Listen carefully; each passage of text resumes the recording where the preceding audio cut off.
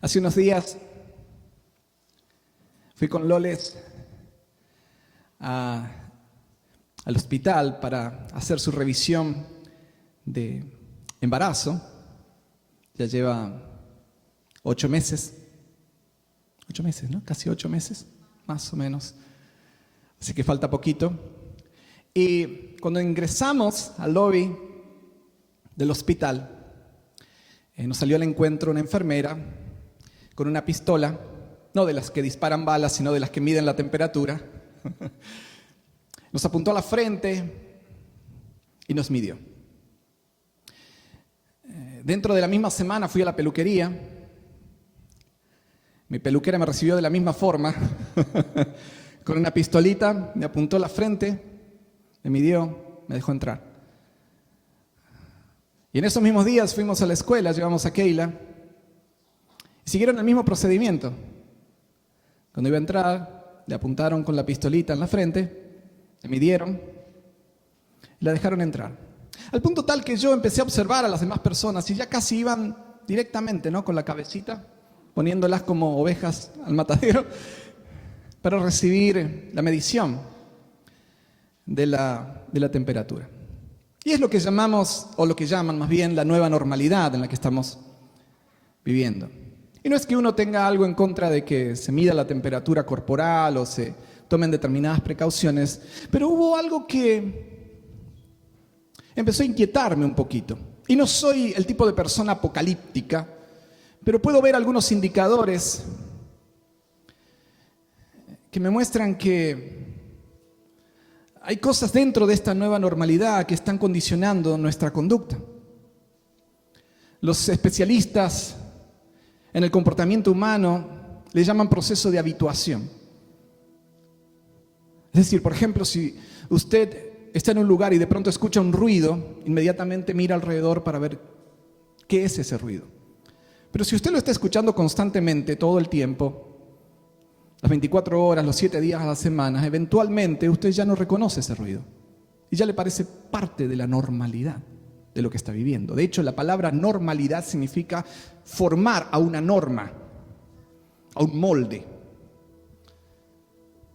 Y me preguntaba yo, dentro de ese proceso de habituación, ¿no nos estaremos acostumbrando a algunas cosas que puedan tener que ver con lo que Dios ha hablado en su palabra acerca de lo que estamos viviendo en estos días?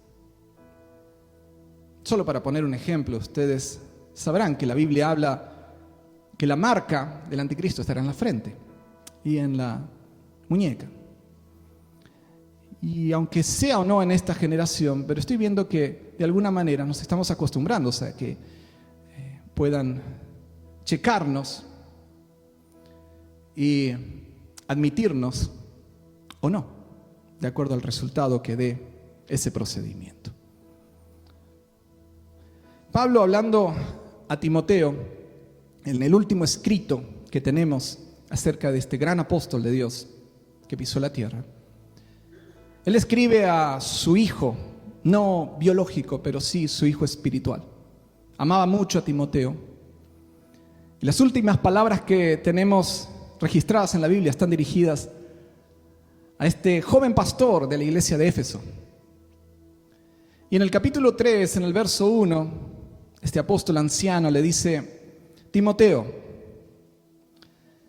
es bueno que sepas que en los últimos días habrá tiempos muy difíciles. Tiempos difíciles. En otras palabras, van a haber tiempos de tormentas, de vientos, de lluvias.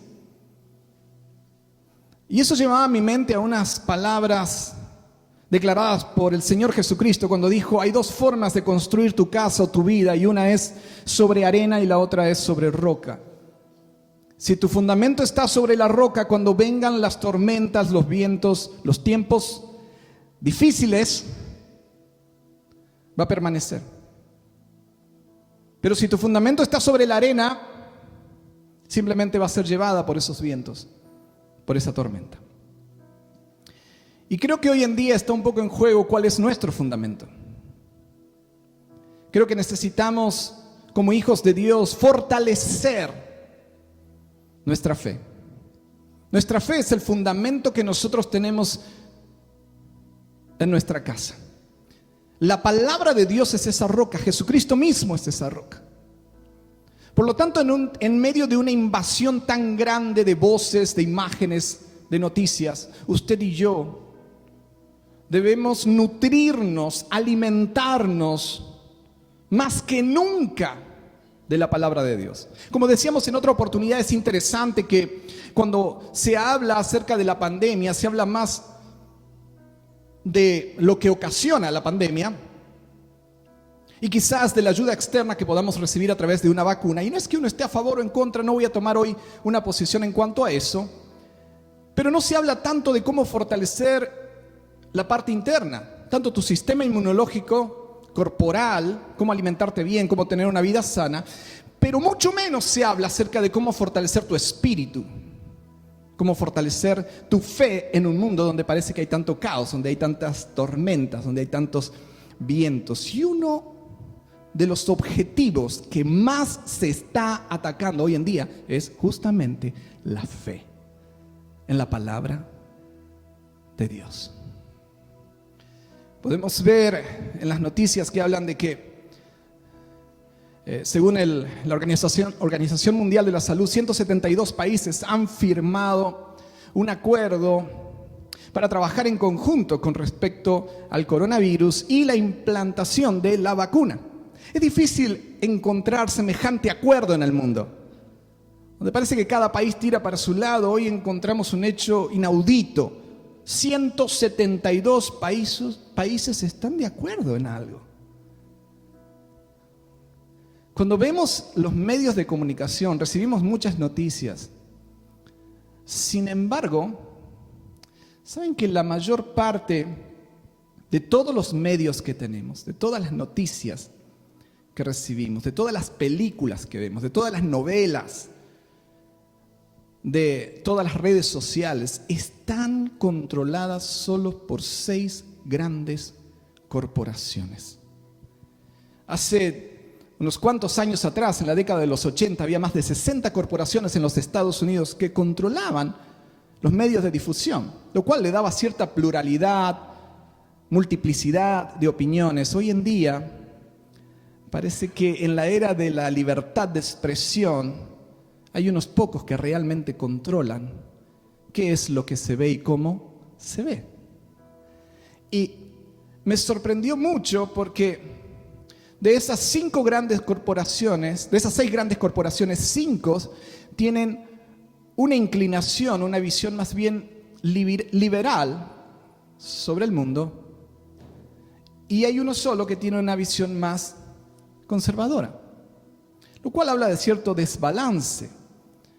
Los dueños, las cabezas de estas corporaciones que dominan 1.500 periódicos, 1.100 revistas, 9.000 estaciones de radio, 1.500 estaciones de televisión, 2.400 publicadores de libros, todas las productoras de cine y series que existen actualmente. Las grandes productoras están dentro de estos 6 grupos. Las cabezas de esas organizaciones, de esas corporaciones, son de dudosos principios morales y motivados por ciertos intereses ocultos también.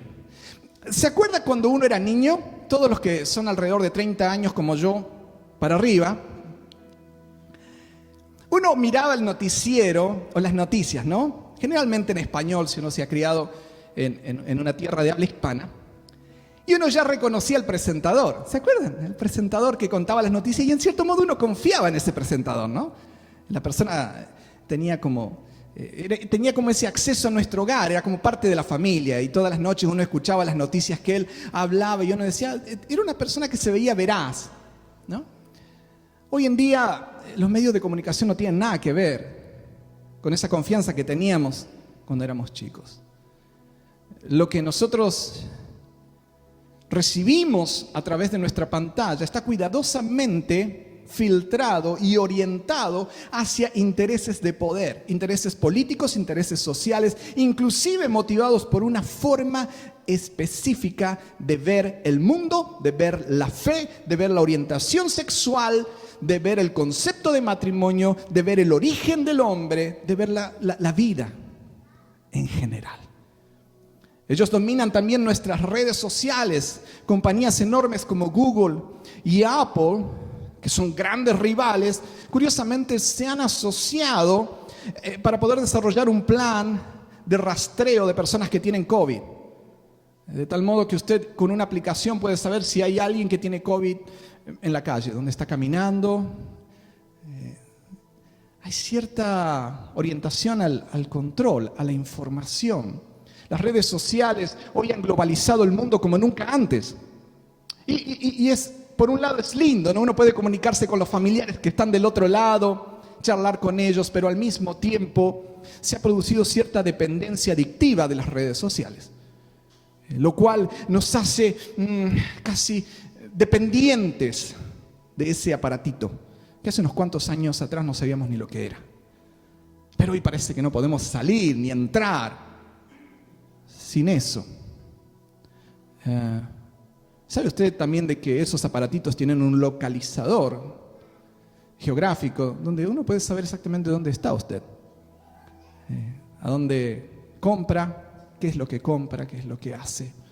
Nunca antes en la historia de la humanidad habíamos vivido un sistema mundial tan globalizado, tan controlado, y lo que más me preocupa, tan controlado por pocos y con cierta orientación filosófica, espiritual y de modo de vida. Pablo dice en el capítulo 3, verso 2 de segunda de Timoteo: porque habrá hombres en esos últimos días, en esos últimos tiempos que van a ser difíciles, amadores de sí mismo. Eso habla que serán absolutamente egoístas, pensarán en su propio bien, amador de lo que yo quiero, avaros. Avaros habla de un deseo de poder, de influencia sobre todo lo que hay alrededor. Vanagloriosos, habla de orgullo, de arrogancia, soberbios, blasfemos. Hoy como nunca se ha visto tanta discriminación y menosprecio a la palabra de Dios. Se han utilizado inclusive marchas que tratan de defender algunos derechos y de paso queman alguna Biblia, como si eso fuera parte del folclore. Desobedientes a los padres. Y eso habla de cierta actitud de rebeldía hacia la autoridad en general. Una sociedad donde muchas veces dice: vamos a luchar contra el gobierno, contra el sistema establecido, contra lo que creen nuestros padres, como si de esa manera obtuviéramos la libertad y la independencia, sin darnos cuenta de que de esa manera también estamos dependiendo y siendo esclavos de otros intereses que están controlando por encima de las autoridades que conocemos actualmente. Y esos intereses, esos rostros, están dentro de la oscuridad. Dice: ingratos. Todo lo que he logrado por mí mismo, por mi esfuerzo. Dios, no sé, quizás ayuda a los más débiles. Pero yo he trabajado, me he esforzado y lo he ganado con mi propio sudor. Impíos, orientados a la maldad. En el verso 3, Pablo dice que habrá hombres sin afecto natural. Eso habla sin amor, sin empatía. Medio psicópatas. Personas que no le importa matar a otro, que no le importa abusar, ya no solamente de mujeres o de hombres, sino de niños. Me ha sorprendido ver en algunas noticias que rápidamente desaparecen la red tan grande que hay de abuso de menores y que involucra a personas mundialmente conocidas, que están en las esferas políticas, en las esferas del cine, en las esferas del deporte. Y como son tan poderosas, aún a la justicia le está costando mucho poder acceder a esa red. Una red mundial que va de Europa, Latinoamérica, a los Estados Unidos. Personas que son sin afecto natural, sin amor al prójimo, sin empatía, sin sentir lo que otro está sintiendo. Implacables. La palabra implacable ahí significa que no perdonan, que generan conflictos y se llenan tanto de resentimientos que no perdonan ni jamás perdonarán. Implacables, calumniadores. Calumniador es el que da un falso testimonio acerca de otro, que habla mentira acerca de otro. Intemperantes, habla de quienes no tienen temperamento, no tienen dominio propio, no tienen templanza, sino que simplemente por impulso se mueven. Alguien les grita, vamos allá, vamos a romper, vamos a destruir, vamos a hacer esto, aquello, y van. No tienen algo que les detenga. La llama de las heridas profundas del corazón genera resentimientos que explotan a través de comportamientos que son intemperantes, sin control. Dice, son crueles, aborrecedores de lo bueno, traidores, impetuosos, quiere decir impulsivos, infatuados, quiere decir que se envanecen en su propio conocimiento y no son dados a aprender, no son enseñables. La Biblia habla de que profesando ser sabios se volverán necios. ¿Por qué? Porque cuando usted llena de conocimiento natural, sin la brújula de la palabra de Dios, puede tener el gran riesgo de desorientarse en esta vida. Amadores de los deleites más que de Dios. Si te gusta, pues hazlo. Ya está. ¿Qué más da, no? ¿Te sientes bien? Ya está. Pero Dios dice algo en su palabra. La Biblia en realidad es un libro bueno, pero lleno de mitos y leyendas, de historias para niños. Pero no tiene nada que ver con la sociedad actual que estamos viviendo. Frases como esas pululan alrededor de nuestra sociedad. Y en el mensaje intrínseco, en el mensaje casi subliminal que hay prácticamente de todo lo que vemos a lo largo de nuestras pantallas de celulares, medios de comunicación, películas, series. Detrás está como que la Biblia es un libro de cuentos, nada más. Hoy estamos creando nuestra propia sociedad, nuestra propia filosofía de vida. Hoy estamos más avanzados, somos más civilizados. Bueno, y podemos ver alrededor a dónde nos ha llevado eso, ¿no? Y algo que me preocupa, y probablemente es donde Pablo hace un énfasis en esta porción, es que dice que tendrán apariencia de piedad, pero negarán la eficacia de ellos. Y dice, a estos evita. Y eso es lo más peligroso, ¿sabe? Es cuando esa persona que tiene todos esos valores, esa forma de ver al mundo, parece buena. Me parece ser alguien que ayuda. Es que nos da. Es que nos ayuda en esto o en aquello. Es que sonríe mucho. Es que parece un manso como un cordero. Y no puedo ver que hay un lobo detrás. En el verso 8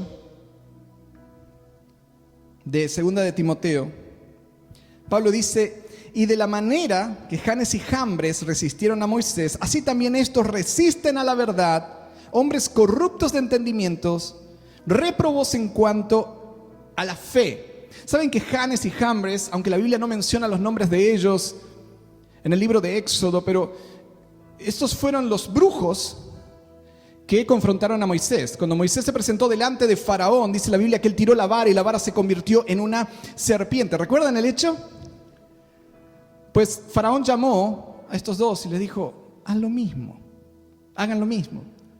Y ellos tiraron sus varas y se convirtieron también en serpiente. Imitadores, personas que manejan las artes mágicas, que manejan la brujería, la hechicería, que se mueven en oculto, que se mueven detrás de todo. Aunque a mí me encanta porque la serpiente de Moisés se comió a las otras, las venció. Pero saben que en esta porción bíblica Pablo está dando un cierto vislumbre de que detrás de todo lo que nosotros vemos, detrás incluso de esas grandes corporaciones, de esas cabezas que tienen tanto poder, más poder que el poder militar y político que hoy reina en el mundo, porque es el poder de la influencia, del que era antes el cuarto medio o el cuarto poder, hoy se ha convertido en el primer poder, que es medios de comunicación, redes sociales, películas. Detrás incluso de esas 6 cabezas hay una influencia espiritual de la oscuridad. Así como Pablo ahí lo menciona, Janes y Jambres.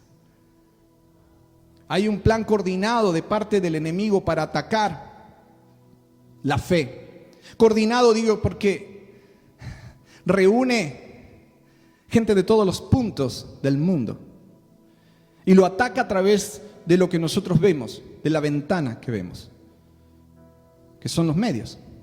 Lo que ellos te muestran es lo que tú sabes, ¿no?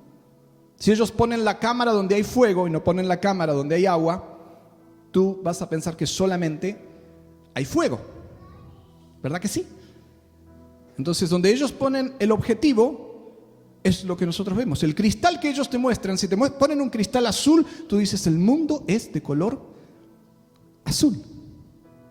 Y esa coordinación nunca se vio antes. Recuerden, en los años 80, 60 corporaciones tenían control sobre los medios en los Estados Unidos. Hoy solamente 6. Y esa coordinación, curiosamente, ataca mucho la fe. Y especialmente ataca la fe en la generación de nuestros pequeños, de nuestros niños. Porque tal vez, y de nuevo, no es que uno quiera ser apocalíptico, pero puedo ver o identificar esos indicadores que me muestran lo que dice la palabra de Dios. Tal vez esta sea la última generación, o esta sea la última generación, antes que venga el Señor Jesús. Y la mente de un niño es muy frágil, es muy moldeable, es más susceptible a el proceso de habituación. Si lo hace 2 o 3 veces, ya después sabe lo que tiene que hacer sin preguntar, sin cuestionar. Y si desde niños se les puede mostrar el mundo de color azul a través de películas, de caricaturas, a través de libritos, de historias y a través de las escuelas, cuando tú quiebras, formas a un niño, tú ya has quebrado o formado un adulto en el futuro. Será muy difícil de que esos niños puedan ser enderezados. La Biblia lo dice, instruye al niño en su camino, ¿no? Cuando es pequeño.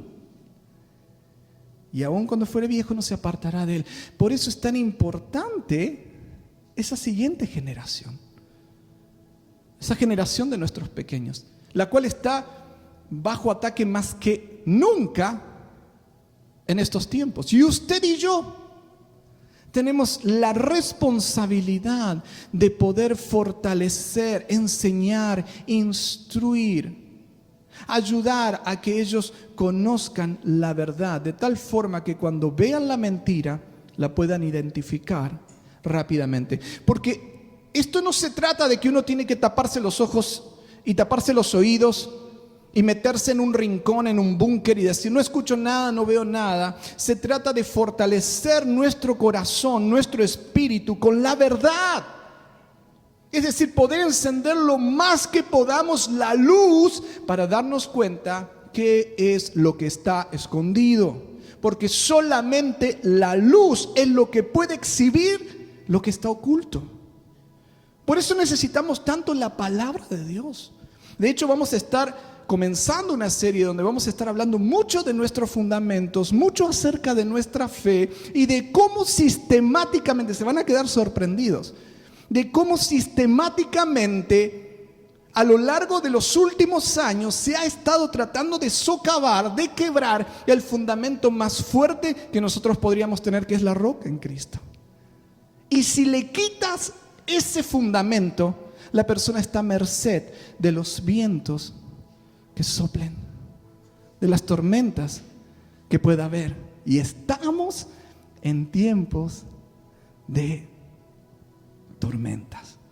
A mí me sorprende porque viendo un poco los programas de la educación, puedo notar de que a través de la educación escolar se está enseñando sobre la identidad de género, sobre lo que es el matrimonio, sobre el origen del ser humano, sobre la existencia de Dios y la fe, pero dando la espalda a las Escrituras. Es decir, desde otra versión, desde otro punto de vista.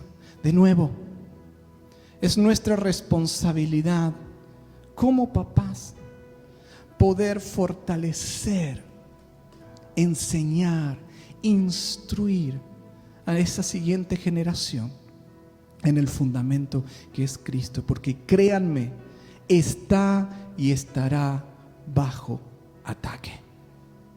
Y usted y yo somos los que levantamos batalla contra eso. Dice Pablo en 2 de Timoteo 3, ya en el verso 12, dice, y también, hablando de estos hombres, habla la tercera característica. La primera fue que tendrán egoísmo, apariencia de piedad, después confrontarán a la verdad, serán personas que reprueban la fe. Y luego dice en el verso 12, y también todos los que quieren vivir piadosamente en Cristo Jesús padecerán persecución. Es decir, la persecución es parte de lo que va a suceder en estos últimos días. Y decimos a veces, ¿cuándo volverá todo a ser como era antes? No sé si volverá a ser todo como era antes. La persecución es parte de esos indicadores de que estamos en tiempos difíciles, probablemente en los últimos días. Y Pablo dice más, los malos hombres y engañadores irán de mal en peor, engañando y siendo engañados. Se va a haber una cultura tan grande de engaño que va a ser difícil poder entender cuándo es verdad y cuándo es mentira. Hoy me sorprende que en muchos estados, aquí en los Estados Unidos, no permiten que las iglesias se abran, pero sí permiten que se abran bares o casinos. Miren, y no quiero ser demasiado extremista o pragmático en esto, pero hace tiempo atrás uno iba a la iglesia porque era el lugar donde uno decía, yo quiero ser sano, ¿verdad? Ir a la iglesia porque el Señor derrama sanidad. Y inclusive invitábamos a alguien que tal vez estaba enfermo, vamos a la iglesia. Hoy en día el concepto que se está manejando en la sociedad, la iglesia es un lugar de riesgo. La iglesia es un lugar donde te puedes enfermar y te puedes morir. Lo peor es que muchos lo están creyendo. O sea, ¿hasta qué punto se ha desvirtuado esa institución que el mismo Jesucristo estableció? Usted y yo necesitamos estar atentos. De nuevo, esto no se trata de tener temor, sino al contrario, de estar alertas, fortalecidos. ¿Saben por qué? Porque también es nuestro tiempo. También es tiempo de la iglesia. También es tiempo de levantar antorchas. También es tiempo de batalla. Miren lo que dice después Pablo, hablándole a su hijo Timoteo, su hijo espiritual. Dice en el verso 14, pero tú, dice, así van a ser los hombres en esa época. Van a dar persecución a la iglesia, van a tener apariencia de piedad, van a ser egoístas, van a confrontar la verdad, van a negar la fe. Pero tú, y ahí nos habla a nosotros también, ¿qué es lo que tenemos que hacer nosotros ahora? Pero tú, dice, persiste, todos digamos persiste. Mírale al lado y dile, persiste, ayúdeme a predicarle, persiste, persevera, mantente firme en lo que has aprendido y te persuadiste. En otras palabras, afirma bien el fundamento. Si lo sientes un poco débil, comienza a inyectarle concreto, comienza a nutrirlo, comienza a revisar qué es lo que se ha infiltrado, comienza a ver si hay un crack, algo quebrado en el fundamento y necesita arreglarse.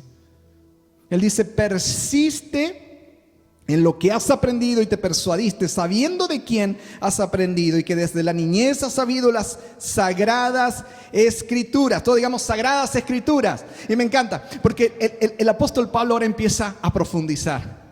Y no se vuelve diplomático o trata de agradar a todo el mundo. Miren lo que dice: las cuales te pueden hacer sabio para la salvación por la fe que es en Cristo Jesús. Por eso recién mencionábamos, la Biblia es nuestra brújula. Está bien leer, conocer, instruirse. Lolis y yo somos personas que hemos estudiado mucho, pero siempre llevar todo al filtro de la palabra de Dios.